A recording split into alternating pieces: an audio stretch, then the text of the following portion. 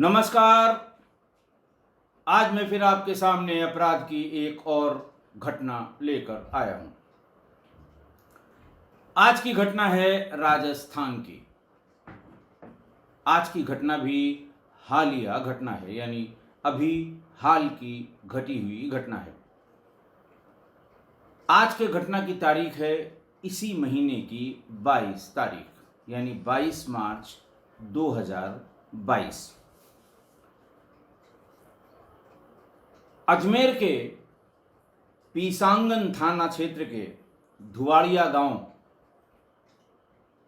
के करनौस के जंगल, जो रास मंगवालियावास हाईवे से करीब 100 मीटर अंदर है। करनौस का जंगल जो हाईवे रास मंगलियावास से करीब 100 मीटर अंदर है। जिला है अजमेर, थाना है पीसांगन। वहां पर एक 17 वर्षीय लड़की की लाश बरामद हुई। लाश भी यूं बरामद हुई कि 4 बजे शाम से उसके परिवार, उसका पूरा गांव और उसके सारे नाते रिश्तेदार उसको तलाश रहे थे। लाश बिना कपड़ों की थी, गला काटा हुआ था और देखने से ही लग रहा था कि बालिका के साथ वीभत्स दुष्कर्म हुआ है। पुलिस पहुंची। पुलिस ने लाश का पंचायतनामा यानी पंचनामा कराया। पोस्टमार्टम के लिए बॉडी भेज दी। थानाध्यक्ष ने वो रेफरेंस भी डाला कि ये सुनिश्चित कर लिया जाए पोस्टमार्टम करने वाले व्यक्तियों द्वारा, और ऐसे केसेस में जब प्राइमा फेसी बलात्कार लगता है या समझ में आता है पुलिस को, पंचनामा में जिसका उल्लेख होता है, ऐसे में एक डॉक्टरों का पैनल होता है, 3 डॉक्टरों का, जिसमें एक लेडी डॉक्टर भी होगी, उनसे पोस्टमार्टम कराया जाता है।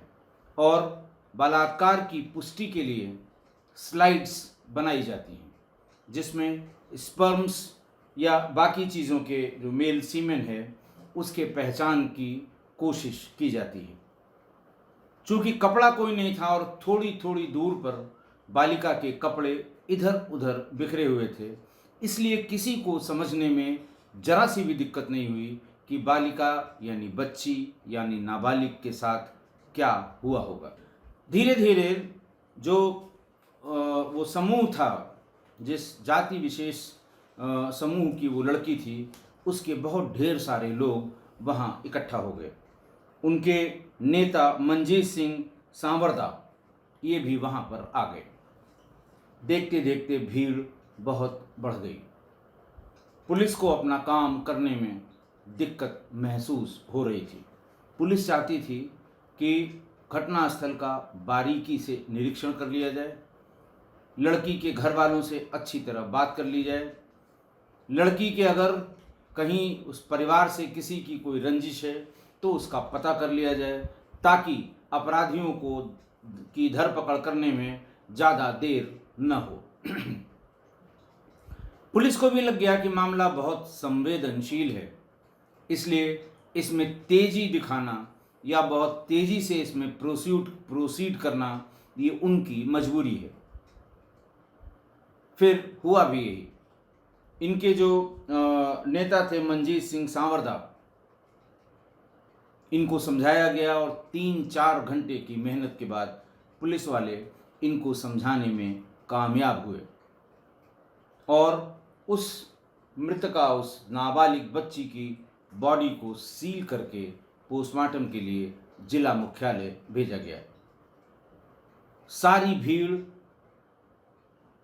उस सील्ड बॉडी जो पोस्टमार्टम के लिए जा रही थी, उसके पीछे पीछे मॉर्चरी भी पहुंच गई। डिस्ट्रिक्ट मजिस्ट्रेट ने स्पेशल रिक्वेस्ट करके तत्काल इसका पोस्टमार्टम आउट ऑफ टर्म यानी कि जो बॉडीज़ एक साथ होती हैं उनका जिस क्रम से वो आती हैं मॉर्चरी में, उसी क्रम से उनका पोस्टमार्टम होता है। लेकिन विशेष परिस्थितियों में डिस्ट्रिक्ट मजिस्ट्रेट यानी जिलाधिकारी उस क्रम को तोड़कर किसी गहरी कानून व्यवस्था की स्थिति में क्रम को तोड़कर जल्दी पोस्टमार्टम करने का रिकमेंडेशन कर सकते हैं। यही डिस्ट्रिक्ट मजिस्ट्रेट ने किया भी। बॉडी को पोस्टमार्टम के लिए भेजकर पुलिस ने अच्छी तरह से घटनास्थल का, जहां पर बॉडी मिली थी, वहां अच्छी तरह से उसका फॉरेंसिक रिव्यू कराया, फोटोग्राफी कराई, वीडियोग्राफी कराई, और वहां पर मिले जो पैरों के निशान थे, हालांकि पुलिस के पहुंचने या डॉग स्क्वाड या जो फॉरेंसिक यूनिट है उसके पहुंचने के पहले बड़ी संख्या में लोग उस सीन ऑफ क्राइम को विजिट कर चुके थे, फिर भी लाश के आसपास के पैरों के निशान, जूतों के प्रिंट, चप्पलों के प्लास्टर ऑफ पेरिस से निकाले गए फुटप्रिंट, ये सब इकट्ठा किए गए। इसके बाद पुलिस बच्ची के घर पर पहुंची, घर वालों से बात की, घर वालों से पूछा कि लड़की कहाँ कहकर निकली थी।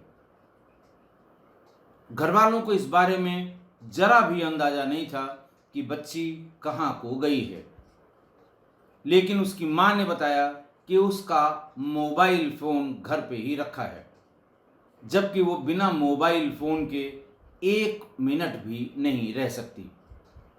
बहुत देर रात तक जग के मोबाइल फ़ोन पर रहना, सवेरे जल्दी उठ के मोबाइल फ़ोन पर रहना और पूरा दिन मोबाइल पर रहना, संभवतः सोशल साइट्स को विज़िट करना, जो मैसेजिंग ऐप्स हैं उनका इस्तेमाल करना।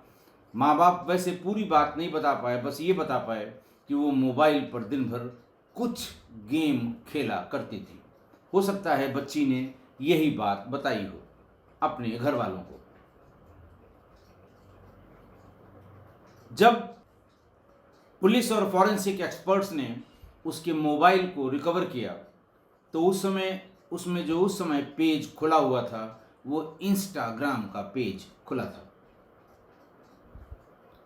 इंस्टाग्राम पर मेंटल बॉय नाम के एक लड़के की, जिसकी फोटो लगी हुई थी, उससे इसकी चैट हो रही थी।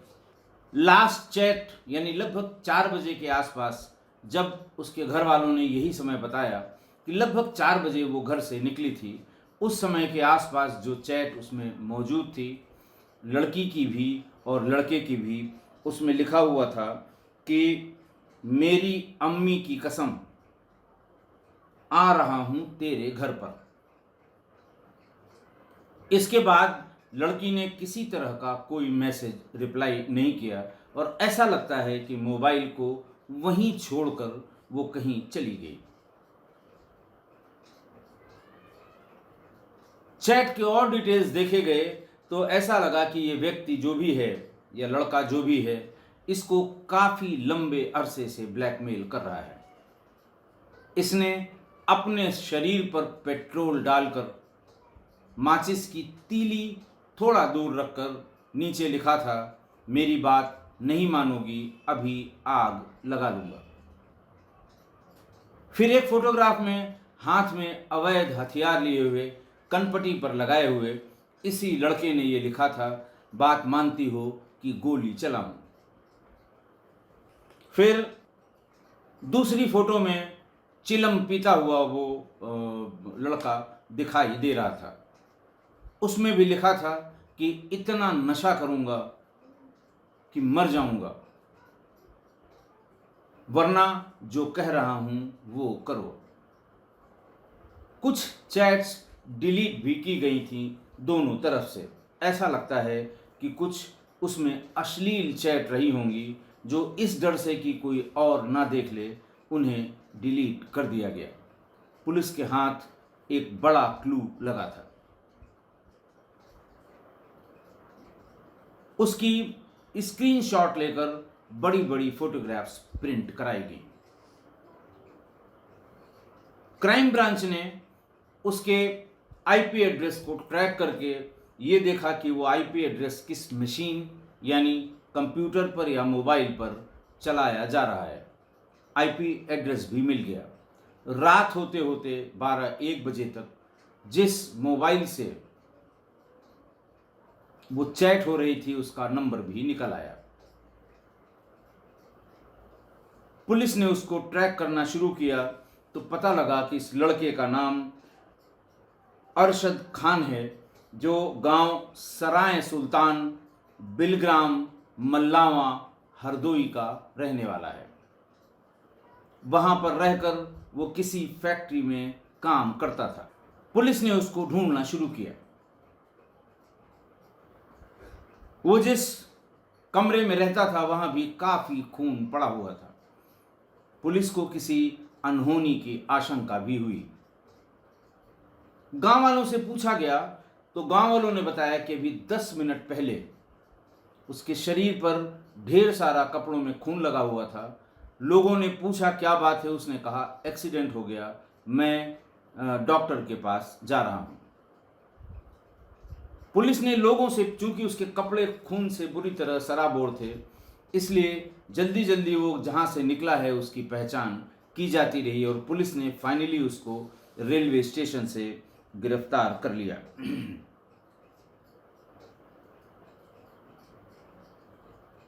उससे पूछा गया उसे किस चीज की चोट लगी है। उसने कहा साहब मैंने अपने आप को चाकू से गोद लिया है।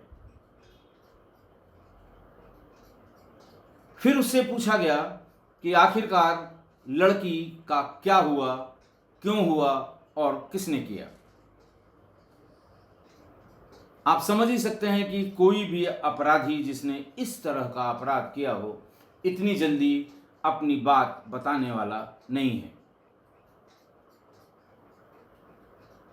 वो पुलिस को टेस्ट करते हैं कि देखें पुलिस को कहां तक पता है। फिर उसके थोड़ा बहुत आगे जाके कोशिश करते हैं कि पुलिस को गुमराह किया जाए। बहरहाल उसके मोबाइल नंबर से उसके दोस्तों के नंबर लिए गए। ये पता लगा कि उसके साथ 3 और दोस्त उस दिन उसी लोकेशन पर और उसी करनौस के जंगल में मौजूद थे। एक एक करके उन तीनों को भी उठाया गया। थाने पर इनसे, थाना मैंने आपको बताया था पीसांगन थाना, थाने पर इनसे विस्तार से पूछताछ शुरू हुई। पहली बार में यानी पहली फुर्सत में इन तीनों ने ऐसी कोई बात नहीं बताई जिससे पुलिस जरा सा भी आगे बढ़ सके। फिर थोड़ी इनकी खातिरदारी हुई, थोड़ी श्रेणीबद्ध पूछताछ हुई, फिर चारों को अलग किया गया। अरशद खान से अलग और बाकी तीनों से अलग अलग टीमों ने पूछताछ शुरू की। 3-4 घंटे की कड़ी मशक्कत के बाद बातें, चीजें, वारदात धीरे धीरे खुलना शुरू हुई। उससे जब ये पूछा गया कि ये मेंटल बॉय नाम की आईडी किसकी है,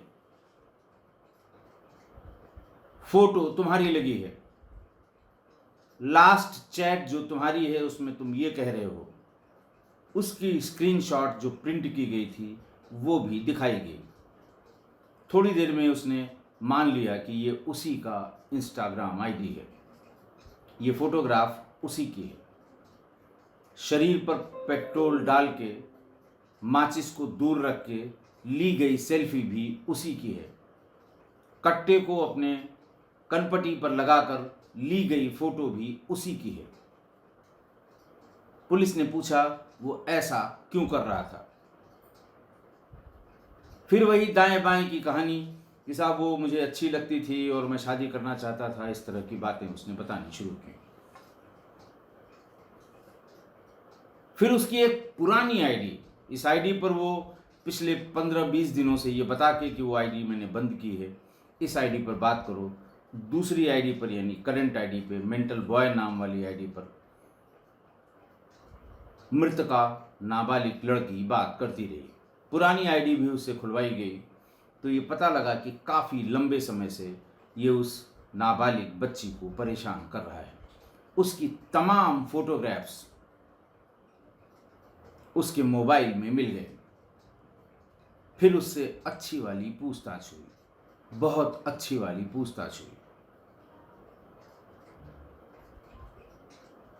उसने बताया बातचीत करते करते जब वो एक थोड़ी सी लिमिट के बाद मना कर देती थी, ब्लॉक कर देती थी, नंबर बंद कर देती थी,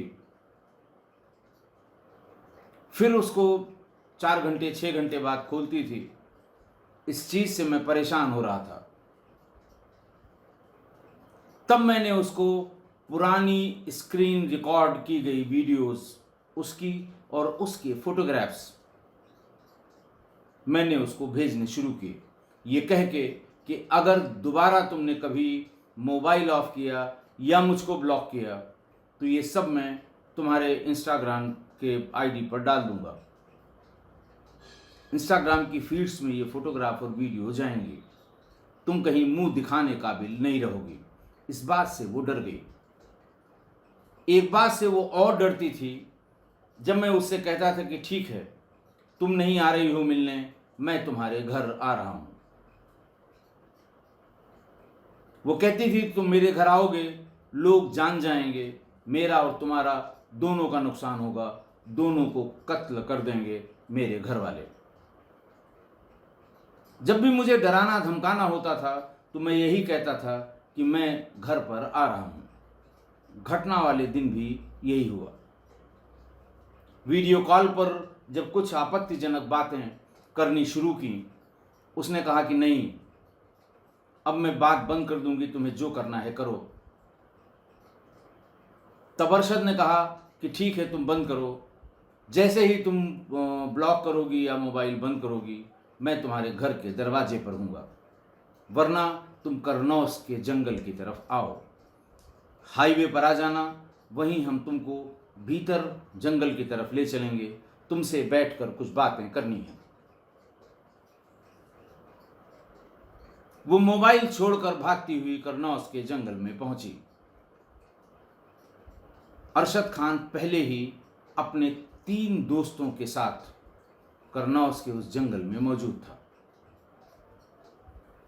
लड़की पैदल भागती हुई आ रही थी।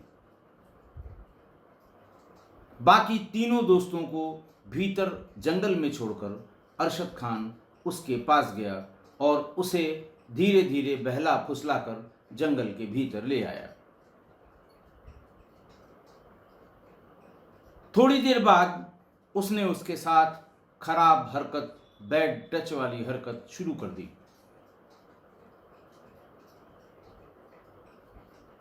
वहां तक तो बात समझ में आ रही थी, लेकिन उसके बाद सभी दोस्तों ने उसके साथ गलत हरकत शुरू कर दी। उसके साथ दुष्कर्म करने का प्रयास शुरू कर दिया। फिर उसके कपड़े उतारकर, उसके हाथ बांधकर, मुंह में कपड़े ठूंसकर बारी बारी से चारों ने बलात्कार किया। जब उन्हें ऐसा लगा कि वो मर चुकी है,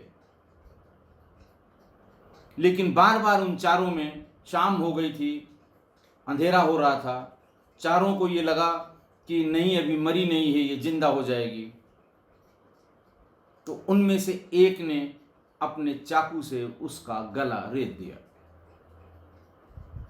और फिर चारों वहां से भाग गए। पुलिस ने अरशद को गिरफ्तार ही किया था, बाकी तीनों को भी गिरफ्तार कर लिया। पीसांगन अजमेर की जो पुलिस थी उसने इन चारों को गिरफ्तार कर लिया। दुष्कर्म और हत्या के समय पहने हुए कपड़े अपने कब्जे में ले लिए। आला कत्ल चाकू बरामद कर लिया। मोटरसाइकिल जिस पर बैठ के ये चार के चारों करनौस के जंगल में गए थे वो बरामद हो गई। मोबाइल फोन जिससे वो इंस्टाग्राम पे चैट कर रहा था वो भी बरामद हो गया।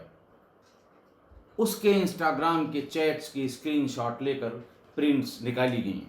करीब 70 पेज की प्रिंट 5-6 दिनों के चैट की थी।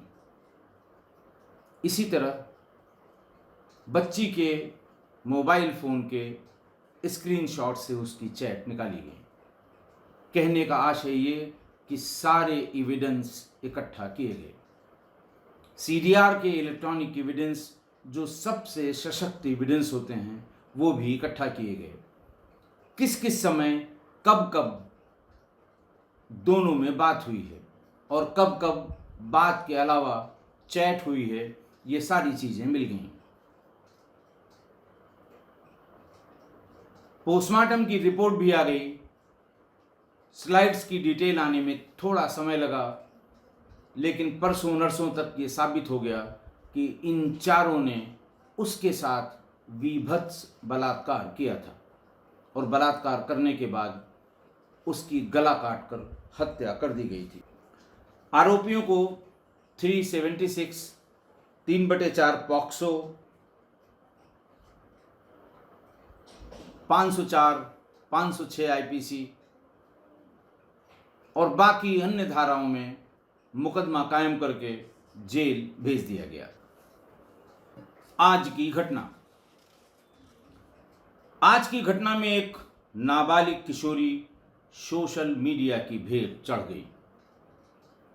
दिन भर सोशल मीडिया यानी फेसबुक, व्हाट्सएप, इंस्टाग्राम, स्नैपचैट, इन पर या और ढेर सारे मैसेजिंग ऐप्स हैं। सबकी अपनी अपनी पसंद है कि वो किस मैसेजिंग ऐप पर किससे बात कर रहा है।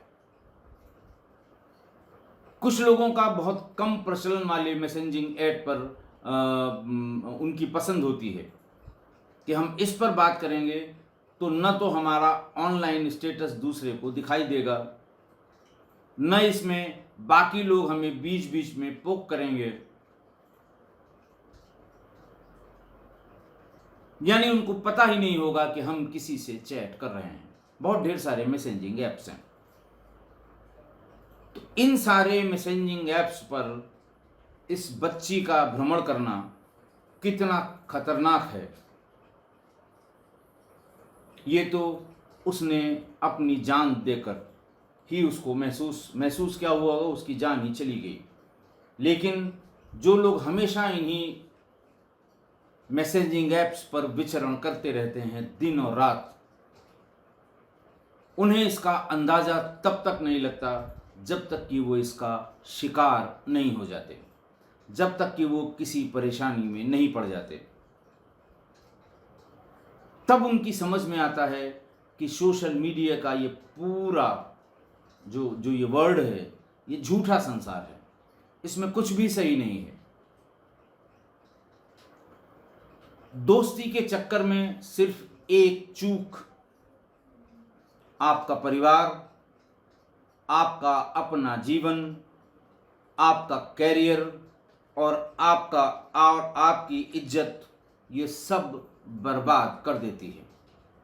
आप अगर ब्लैकमेल हो रहे हैं तो कितना पैसा आपका निकल जाएगा, ये आपको अंदाज भी नहीं होगा। आज की घटना में नाबालिग लड़की से एक चूक हुई, जिससे उसने दोस्ती की, उसको असली समझा, उसकी बातों में आ गई, उसकी दोस्ती को असली समझा और उसके कहने पर अंग प्रदर्शन लाइव चैट में किया। और दूसरा यानी मुलजिम यानी अपराधी यानी घनघोर अपराधी अरशद खान ने इस पूरी प्रोसेस को स्क्रीन रिकॉर्ड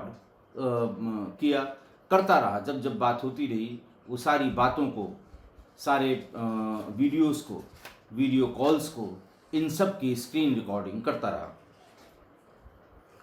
जब एक सीमा के बाद लड़की ने आगे बढ़ने से मना किया,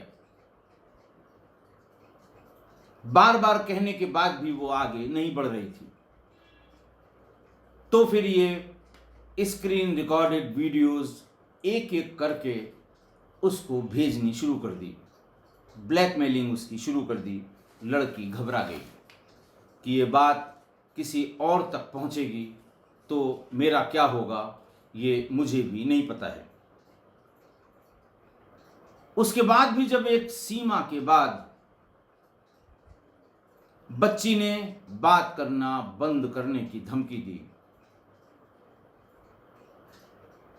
तो फिर उसने इमोशनल ब्लैकमेल शुरू किया। और जब वो पूरी तरह से अरशद के जाल में फंस गई तो उसकी बताई हुई तय जगह पर जाना स्वीकार कर लिया।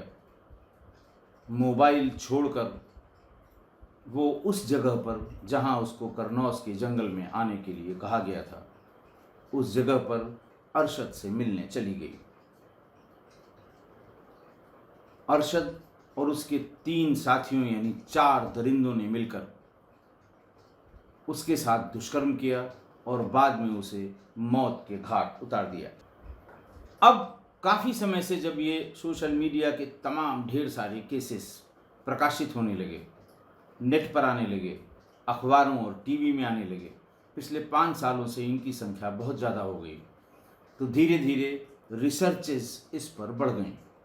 बहुत ढेर सारे शोध पत्र इस पे लिखे गए कि आखिर क्या वजह है लोग इसमें उलझकर परेशान हो रहे हैं, बदनाम हो रहे हैं, जान से हाथ धो रहे हैं, पारिवारिक जीवन खराब हो रहा है, उनका अपना जीवन खराब हो रहा है। आपको इसके बहुत ढेर से कारण मिलेंगे और इसका आफ्टर इफेक्ट भी होगा। डिप्रेशन और एंजाइटी इसका सबसे बड़ा आफ्टर इफेक्ट है। तीसरा बड़ा इफेक्ट है लोनलीनेस। मैसेजिंग ऐप पर विचरण करने वाले, भ्रमण करने वाले लोग अकेले रहते हैं और ये उनकी आदत में शुमार हो जाता है। वो किसी और से शेयर नहीं करते, किसी और को बताते नहीं। उनकी दुनिया बस उन तक ही सीमित रह जाती है। न किसी से राय कर सकते हैं, न किसी से मशवरा कर सकते हैं, न किसी से शेयर कर सकते हैं। उसी में डूबते उतराते रहते हैं। साइबर बुलिंग का सबसे बड़ा साधन, सबसे बड़ा प्लेटफॉर्म यही मैसेजिंग ऐप्स हो गए हैं सोशल मीडिया पर। पहले तो बुलिंग के लिए फेस टू फेस, आमने सामने, एक ग्राउंड में, एक कमरे में, एक हॉल में, एक मैरिज प्लेस पर होना आवश्यक था। लेकिन अब सोशल मीडिया में सबसे ज़्यादा होने वाला जो परेशान करने का कारण है वो साइबर बुलिंग है। एक और टर्म मैंने नेट पर देखा सोशल मीडिया बहुत ज़्यादा इस्तेमाल करने वालों के लिए, वो है fear of missing out, FOMO. Fear of missing out जो ये बीमारी कह लें इसको, इसका जो सबसे बड़ा लक्षण है, हर 2 मिनट पे अपनी मैसेजिंग ऐप को देखना, हर 5 मिनट पे इंस्टा की फीड्स को देखना कि ऐसा ना हो कोई इवेंट निकल जाए और मैं चूक जाऊं, मैं लेफ्ट आउट हो जाऊं। व्हाट्सएप पर, स्नैपचैट पे, फेसबुक पे हर 2-4 मिनट पर वो अगर न भी चाहे तो उसका जो उसकी टेंडेंसी है, उनके हाथों की टेंडेंसी है कि वो हर समय, आप भी ऐसे बहुत लोगों को देखते होंगे, लड़कों को भी और लड़कियों को भी, बुजुर्गों को भी और बच्चों को भी, कितनी भी सीरियस बात आप कर रहे हो, पढ़ाई की कितनी भी सीरियस बात चल रही हो, हर 2-4 मिनट में वो मैसेज जरूर देखते हैं। रह नहीं सकते इसके बिना। वो मानसिक रूप से बीमार हो चुके हैं ऐसे लोग। अनरियलिस्टिक एक्सपेक्टेशन एक और आफ्टर मैथ है, एक और जिसको कहते हैं दुष्प्रभाव है सोशल मीडिया पर विचरण करने वालों का। अनरियलिस्टिक एक्सपेक्टेशन यानी जो चीज़ रियलिस्टिक नहीं है, जो चीज़ धरातल पर है नहीं या हो नहीं सकती, उसकी अपेक्षा करना, क्योंकि इस झूठे संसार में, इस झूठे साइबर वर्ल्ड में जो चीज़ नहीं एग्जिस्ट करती वो भी आपको मिलेगी, उसकी भी कल्पना आप कर सकते हैं। इसलिए ऐसे एक्सपेक्टेशन की एक आदत आपके अंदर पड़ जाती है। तीसरा ये है नेगेटिव बॉडी इमेजेस। आप किसी भी मैसेजिंग साइट पर चले जाएं, इंस्टा पर खासकर, फेसबुक पर भी, स्नैपचैट पे भी, बहुत ही सुंदर सी पोशाक पहने हुए, बहुत जिसको कहते हैं कि अनएक्सपेक्टेड रूप से बहुत खूबसूरत महिलाएं आपको उसके जो डीपी है उस पर मिलेंगी, महंगे गहने पहने हुए, महंगे कपड़े पहने हुए, और इतना अनरियलिस्टिक है ये उसका जो फेस है या उसकी बॉडी है या उसके कपड़े हैं या उसके गहने हैं, कि अगर वो आमना सामना उसका कहीं मिल जाए और वो बताए भी कि मैं फला हूँ, इस आईडी पर मैं हूँ, तो सामने वाला उसे पहचान नहीं पाएगा, मना कर देगा कि आप वो हो ही नहीं सकते। और एक बार इस तरह की जो जिन लोगों को फेयर ऑफ मिसिंग आउट जैसी बीमारी लगी हुई है, उनके दिमाग में एक इम्प्रेशन, इस तरह की फोटोग्राफ्स देखते देखते एक इम्प्रेशन उनके दिमाग में बन जाता है और वो उसी फेस, उसी रंग, उसी कपड़े और उसी फिगर की तलाश में 24 घंटे पड़े रहते हैं।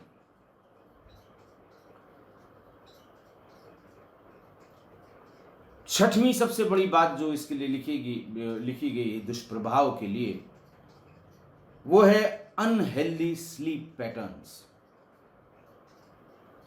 बहुत ज़्यादा सोशल मीडिया पर विचरण करने वालों का स्लीप पैटर्न बहुत ही खराब है। वो कब सोएंगे, कब जगेंगे, कितना सोएंगे, कितनी देर तक कितनी देर में खाना खा लेंगे, दिन में अपना नहाएंगे भी कि नहीं नहाएंगे, इसी काम में व्यस्त रहेंगे, मैसेजिंग में हर समय व्यस्त रहेंगे। इसकी वजह से उनका स्लीप पैटर्न कभी भी नॉर्मल नहीं हो सकता। ये भी एक लक्षण है जो लोग सोशल मीडिया पर बहुत ज़्यादा भ्रमण करते हैं। अंतिम बात जो लिखी गई है वो ये है जनरल एडिक्शन। साइकोट्रॉपिक ड्रग्स, नशा, गोलियां, नारकोटिक्स, कैनबिस, इन सब के एडिक्शन के साथ साथ एक नई तरह का एडिक्शन जो शुरू हुआ है वो सोशल मीडिया साइट्स पे भ्रमण करने का, विचरण करने का, उसी में उलझे रहने का, उसी में फंसे रहने का। जानबूझ के फंसा रहता है आदमी, खुद ही नहीं निकलना चाहता उसमें से।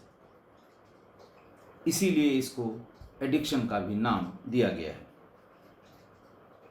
मैंने जाने कितनी बार ये बताया है कि बच्चों पर कड़ी निगाह जरूर रखें। मेरे ऐसा कहने के बाद बहुत ढेर सारे ऐसे भी कमेंट आए कि साहब क्या करें, क्या ताले में बंद कर दें बच्चों को। मेरा कहने का आशय ये बिल्कुल नहीं है। 12 से 17 साल के बीच के बच्चे, खासकर इसी उम्र, इसी एज ग्रुप के, चाहे वो लड़के हों चाहे वो लड़कियां हों, इन पर आपको एज ए पेरेंट निगाह रखने की ज़रूरत है। आप तो खाना बना के, खाना खिला के 10 बजे सो गए, बच्चा आपका रात में 3 बजे तक जगा हुआ है। इतना तो हक आपका बनता है कि रात में क्या पढ़ाई की, सवेरे पूछ लीजिए, किताबें देख लीजिए, 2 लाइन पढ़ के पूछ लीजिए कि अगर ये रात में पढ़ा है तो इसका बेटा क्या या बेटी इसमें क्या था। ताकि उसको ये लगे कि हमसे पूछताछ भी हो सकती है। मम्मी पापा अगर सो रहे हैं तो ऐसा नहीं है कि मैं बिल्कुल स्वच्छंद हूँ। मोबाइल के इस्तेमाल पर भी आपको निगाह रखनी होगी। बिना कारण के अगर मोबाइल खरीदे जाने की जिद बच्चे करते हैं तो कतई सरेंडर मत करिए। लेकिन अगर वैलिड रीज़न है, ऑनलाइन पढ़ाई का ज़माना है, टीचर से पूछ लीजिए कि क्या ऑनलाइन क्लासेस चला रहे हैं या कल की क्लासेस के बारे में कोई मैसेज आने वाला है,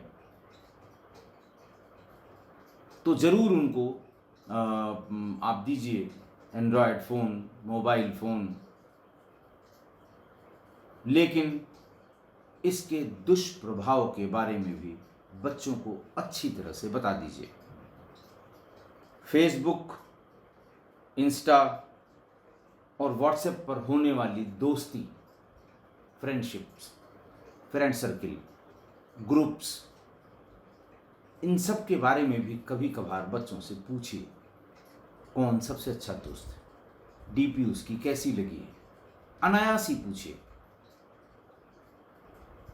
उनके मन में ये आएगा कि हमसे पूछताछ भी हो सकती है। आप चेक नहीं कर पाएंगे चैट की डिटेल्स, चैट होने के साथ साथ अगर वो डिलीट कर रहा है आप कुछ नहीं कर पाएंगे। लेकिन अगर आप उसको इसके दुष्प्रभाव या इससे होने वाली जो परेशानियां हैं जो अखबारों में आती हैं उसे भी पढ़ के सुना दीजिए कि फलां शहर में ये हुआ है, ये फलां अखबार में आया है या फलां न्यूज़ चैनल पे ये दिखाया जा रहा है। अगर वो इस्तेमाल कर ही रहा है मोबाइल फ़ोन, अगर वो सोशल मीडिया साइट्स पर है, अगर वो मैसेजिंग ऐप्स का इस्तेमाल कर रहा है, तो आप उसकी अच्छाई और बुराई के बारे में उसको ज़रूर बता दें। फेक और रियल का अंतर उसे ज़रूर समझा दें, वरना एक दिन आपको ही पछताना पड़ेगा। आज के लिए इतना ही। बहुत बहुत धन्यवाद।